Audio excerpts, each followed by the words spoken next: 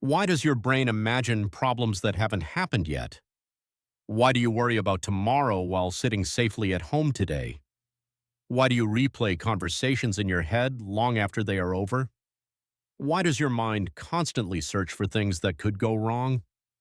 Anxiety feels like a modern problem, a problem caused by deadlines, social media, bills, and the pressure of modern life.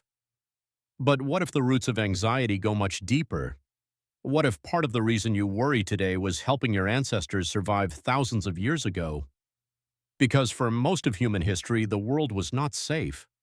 Humans lived in an environment where a single mistake could mean injury, starvation, or death.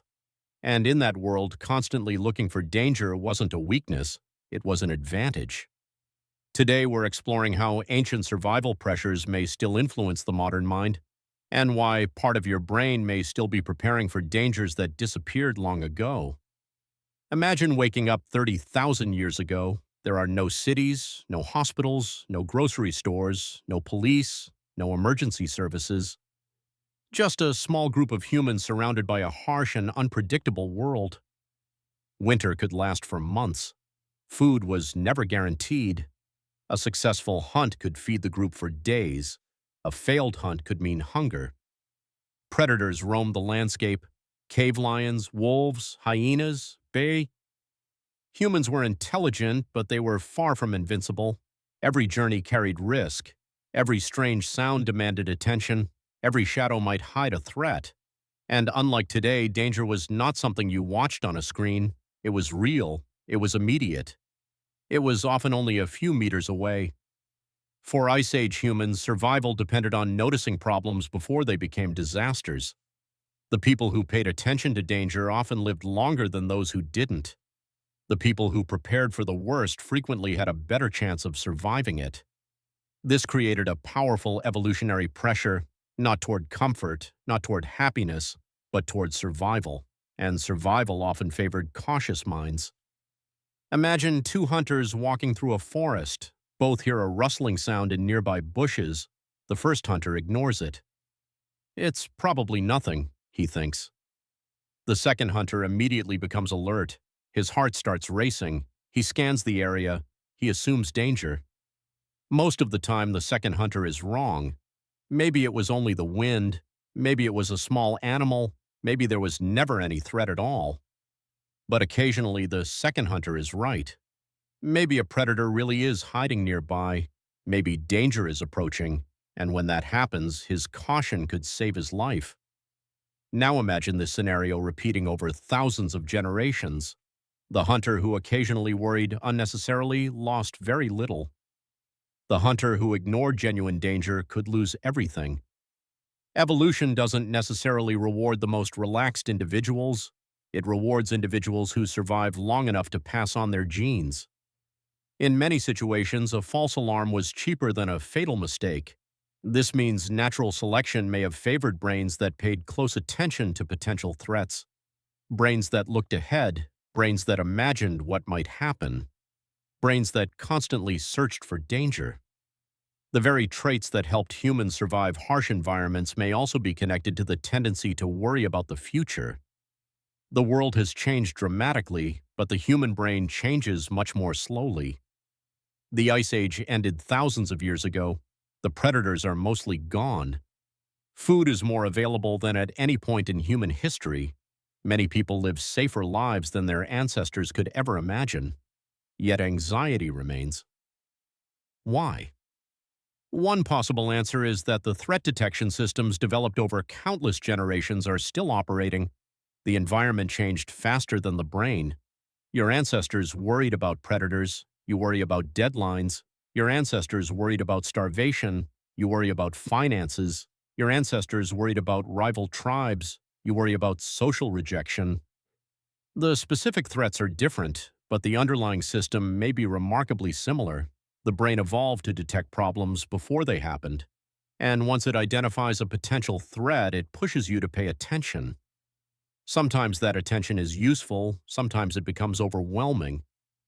The same mental machinery that once helped humans survive dangerous environments may now spend its time scanning for modern problems.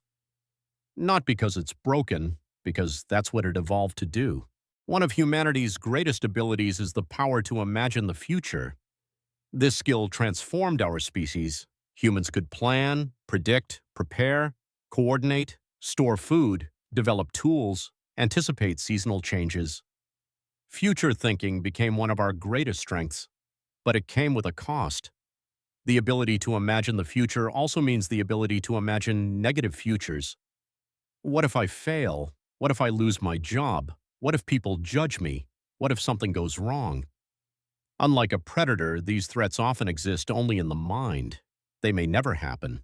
Yet the brain reacts as if they are important.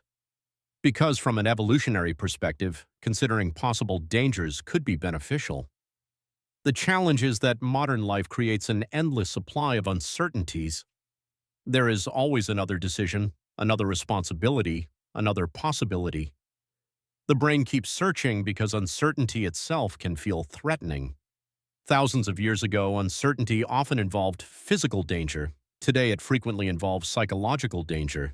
But the response can feel surprisingly similar. Humans are social creatures. For Ice Age people, survival depended on the group. A lone human was vulnerable. The tribe provided protection, food sharing, knowledge, support, belonging. Being accepted by the group was extremely important. Being rejected could have serious consequences. Because of this, humans evolved to pay close attention to social signals, facial expressions, tone of voice, status, approval, disapproval. These abilities helped people maintain relationships and stay connected to the group. Even today, social acceptance matters deeply to many people.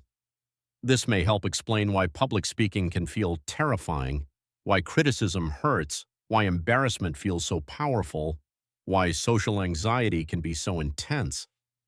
Part of the brain may still treat social rejection as something extremely important, not because you're weak, but because for much of human history, social belonging was closely tied to survival. Anxiety often gets a bad reputation, but anxiety itself is not necessarily the enemy. In many situations, it serves a purpose. It encourages preparation, planning, awareness, problem solving. Imagine having no concern whatsoever about important challenges, no concern about deadlines, no concern about safety, no concern about consequences. That wouldn't be a superpower. It could be dangerous. The goal of the human brain was never to eliminate all anxiety. The goal was survival.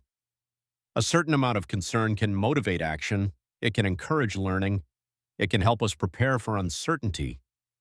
The problem occurs when a system designed for survival becomes overloaded by modern pressures, when the alarm system activates too often, when imagined threats begin to dominate attention. The same survival mechanism that once protected our ancestors can sometimes become difficult to manage in a world filled with constant information and endless uncertainty. For most of human history, anxiety may have served an important purpose. It encouraged caution, preparation, awareness. It helped humans navigate dangerous environments where mistakes carried serious consequences. Today, the world is very different, yet the ancient survival systems that guided our ancestors may still influence how we think and feel. The next time your mind races toward worst-case scenarios, the next time you find yourself worrying about a future that hasn't arrived, remember this. Part of your brain was shaped by generations of humans who survived because they paid attention to danger. The Ice Age is long gone, but some of the survival instincts it rewarded may still live inside us today.